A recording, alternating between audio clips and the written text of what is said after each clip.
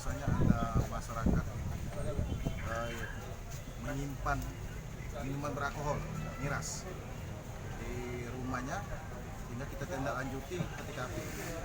Sampai di TKP, memang benar di sana kita dapati beberapa dus, ya, sebagian banyak minuman beralkohol.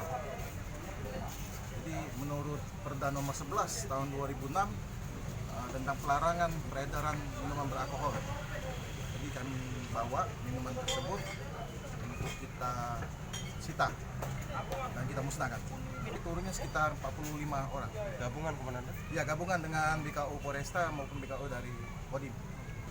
Terus anggur merah, terus niput, kamput, asoka. Biarnya kita langsung bawa juga untuk kita integrasi lebih lanjut karena disinyalir sudah lama pemiliknya menyimpan minuman beralkohol itu di rumahnya.